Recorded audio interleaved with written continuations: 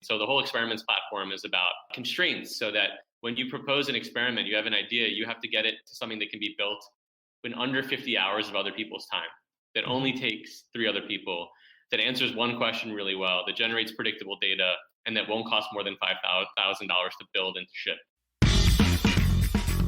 Welcome to Inside Outside Innovation. I'm the producer, Victory Clafter. This is episode 48 with Ajay Rajani and Tom Samph, founders of Next.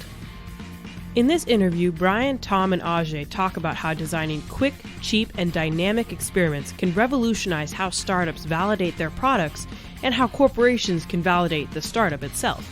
With a framework of working within constraints and leveraging skills of experts who offer their time and knowledge, Next has helped many entrepreneurs take that first step towards launching their innovative business. And we'll get to hear the story of one of those entrepreneurs today.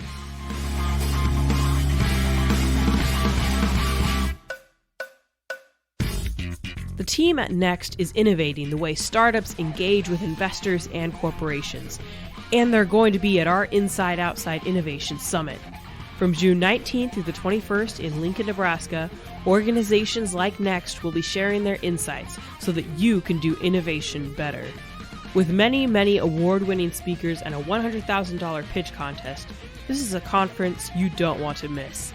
For more information, jump back a few episodes and listen to our special summit announcement episode, or go to theiosummit.com where you can also get your ticket.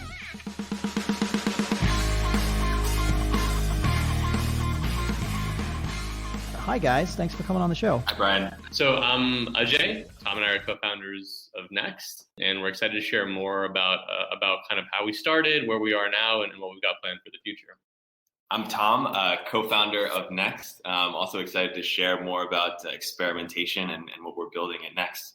Excellent. While you're not directly in the corporate innovation space, the reason I wanted to bring you on the show is because I think you're doing a lot of interesting things in the startup realm that could be directly applicable to what we're seeing in the corporate realm, specifically around how do you take brand new ideas and work them through a process and a series of experiments so that you can get traction sooner, faster, et cetera. So why don't we start by tell us a little bit about how Next got started, what it is, and what you're doing right now. Sure. So the way we currently describe Next is that it's a platform that helps exceptional people from all corners of the world with all types of ideas and all types of industries and all types of backgrounds, essentially validate big ideas before they take big risks. And in the startup context, those big risks tend to be things like leaving your job, raising money, really building like a full product.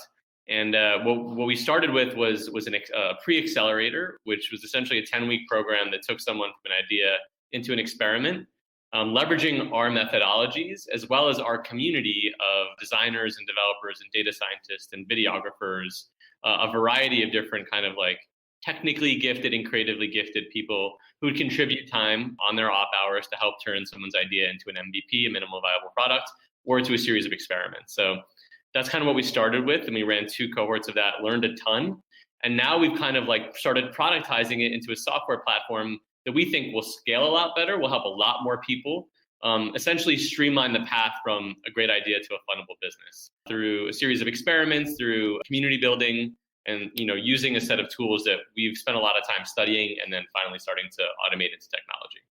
Yeah, it's very interesting. I've started to take a look, dive in a little bit, and tell us a little bit some of those productization. I've seen you run some different experiments, almost like an 8-ball for ideas. I think it's called Blueprint. But talk us through a little bit what you're up to.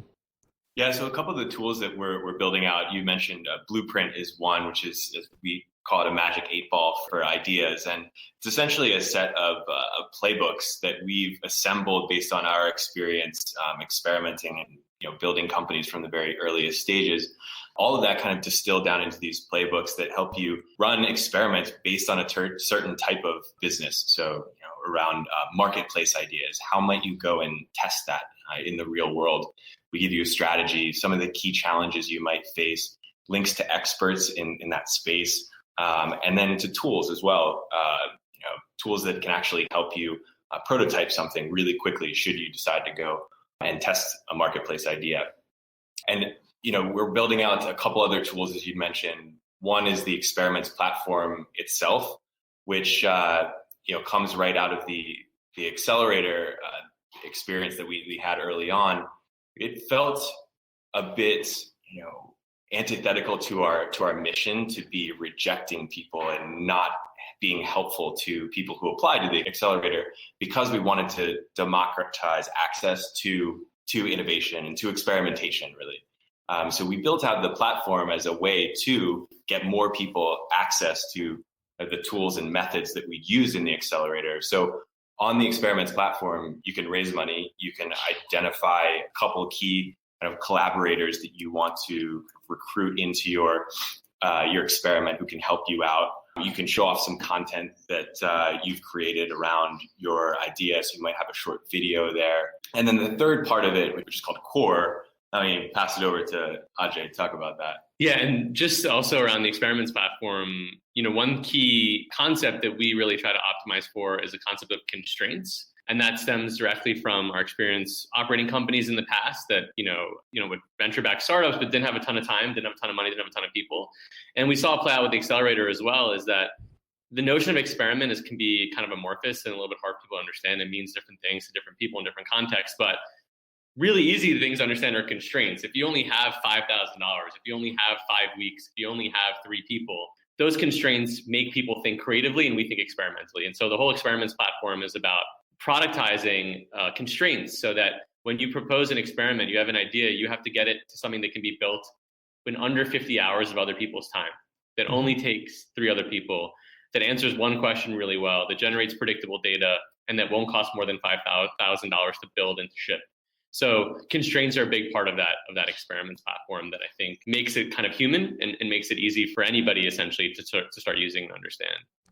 Yeah, I love that concept of experiments. Obviously, I run a accelerator myself, and whether we're working with startup teams or now in kind of in the corporate realm, getting folks, I guess, comfortable with the fact that you can run these short little bursts of learning, and to get people to a place where they can move the ball down the thing, and you don't have to build out the entire product, you don't have to build out the entire back end, and sometimes it's a hard concept to get used to, because I think a lot of times 5, 10, 20 years ago, if you wanted to build out some stuff, you did have to build it out. You didn't have a platform that you could build it out quickly.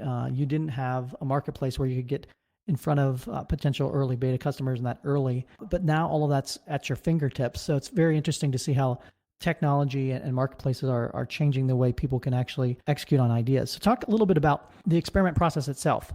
What do you recommend? What makes a good experiment? Yeah, so one key tenet, and you kind of hinted at it, is that for us, the product of an experiment is not the software that you build or the event that you launch or the set of videos you create for a content business, for example. It's the learnings, the feedback, and the data that the experiment generates. And so I think that's where we tend to really focus the whole platform and the whole experience on for both sides of the equation, unlike a Kickstarter where you get a product at the end. And you see Kickstarters all the time. People raise a ton of money really quickly. They get really excited. They think it's validated. And then they take a lot longer to make it, or they might not ever release it, right? Because there's so much expectation around how great that product's going to be. And so that initial validation can sometimes be a curse, right? In our case, the product that you're promising to the world is the learning that you generate from it, right? And that's learning that's interesting for you and compelling for you as the person with the business idea. You want to try to design your experiment in a way that you have a binary outcome. So I'm designing this experiment such that if I get 30 people to transact on my marketplace, I'm personally saying that that's going to be compelling enough for me to go full time. And that's based off of the benchmarks that we give you. That's also based off your own internal instinct. We always say an important part about designing an experiment is knowing yourself, because in the universe of constraints, you have to make trade-offs. And so for some people, their experiment, even though it's early and quick, it needs to be beautiful. And that means they're going to sacrifice other things. Like it's not going to be automated or it's not going to be super personalized. But some people who are true technologists, it's going to have to be automated and be really fast and really quick, and everything's going to have to be buttoned up. But then it might not be beautifully designed. And again, it might not be perfectly personalized. And I think it comes through on the backer side, right? Too, why are people contributing to your experiment, whether they're funding you through crowdfunding or whether they're contributing their time? It could be because, they believe in you and they believe in the idea and they'll do anything to help push it along. But for us, it's a much tighter feedback loop. Right? You propose an experiment, it's going to be launched relatively quickly, it's going to be launched leanly, and it's going to generate data quickly. So we say that the experience of being a backer of an experiment on our platform is that you share in that experience and you share in those updates and you share in the data that it generates at the end. And so we actually throttle our funding so that 75% of the money that you raise on the platform comes immediately, and only 25% comes after you run the experiment and you report back through what we have a templated lab report on the platform as well. And so just getting people to shift their focus around why am I launching this experiment is not to build a beautiful product, right? And it's not even necessarily to launch an amazing business. It's the first key hurdle to launching that business and to building that key product is to learn about the market, to get a response, and to figure out if it's working or not.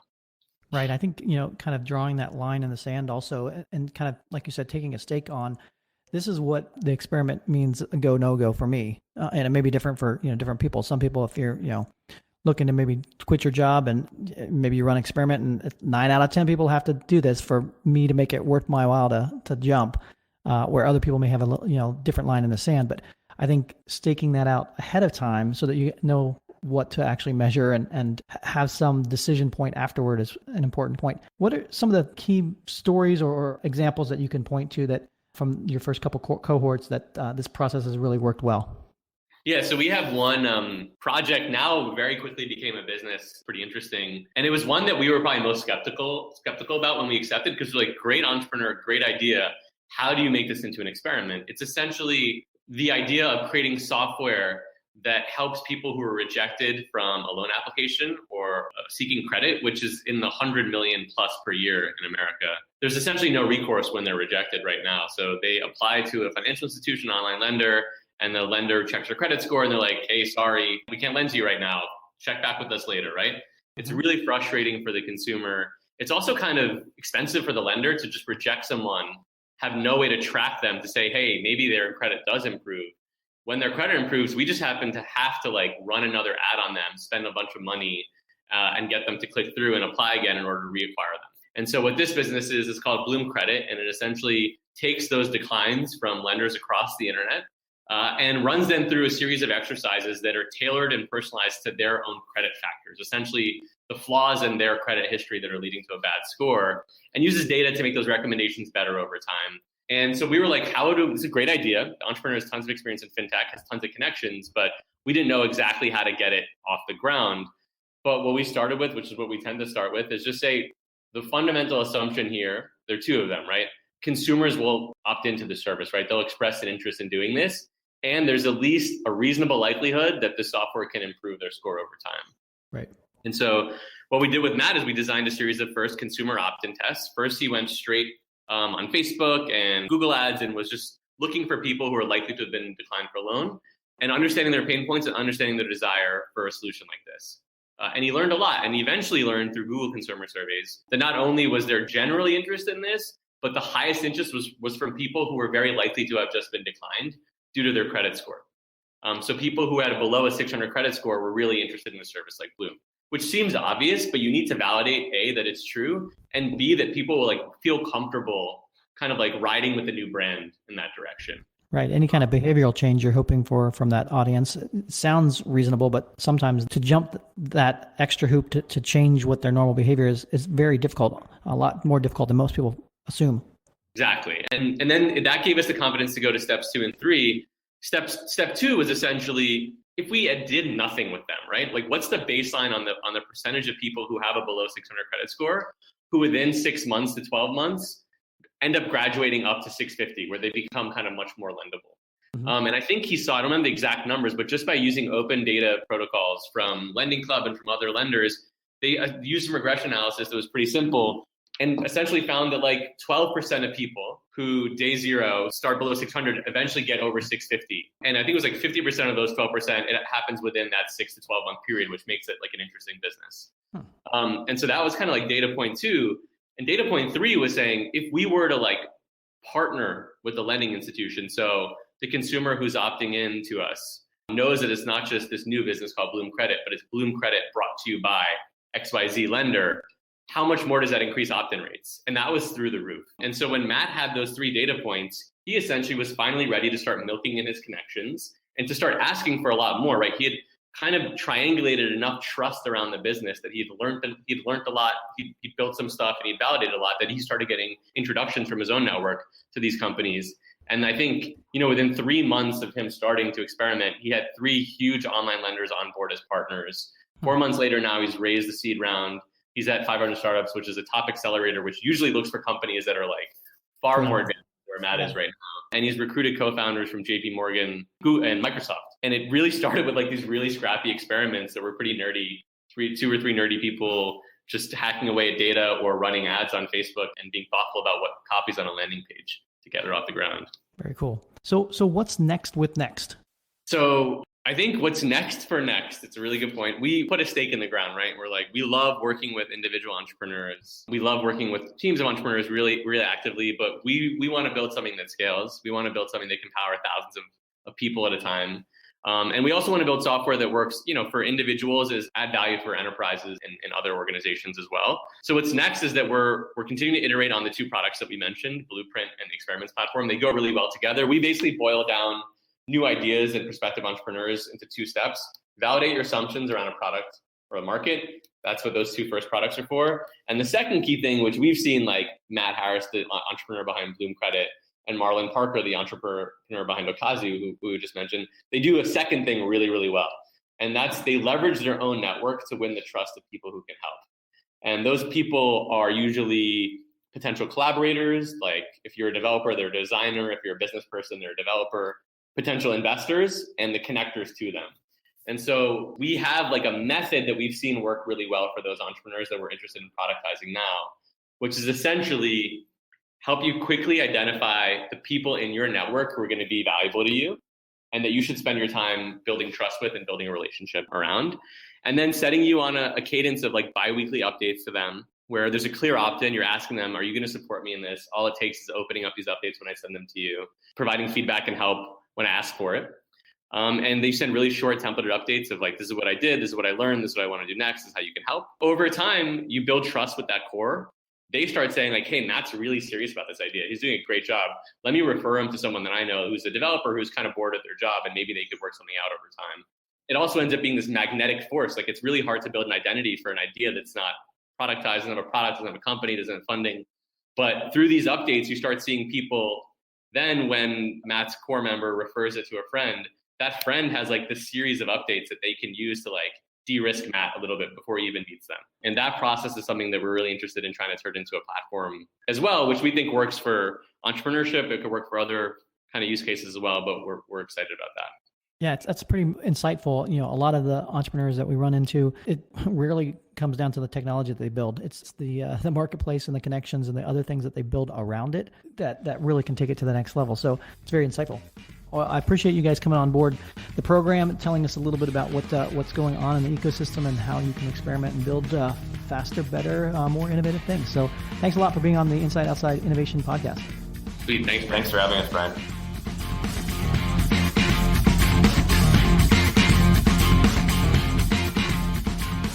That wraps up this episode of Inside Outside Innovation. To connect with Nextt, you can visit Nex.tt, follow them on Medium, or on Twitter. All the links are in our show notes. Be sure to subscribe on iTunes to the Inside Outside Innovation podcast and leave us a review while you're at it. In addition to your opinion of the show, we also want to hear your story about how it's impacted your innovation strategies. If you've got a story about how you've implemented something you've heard about here or observed these concepts at work, let us know on Twitter at the IO Podcast or on iTunes. We'll set up an interview and then compile the experiences into a special episode.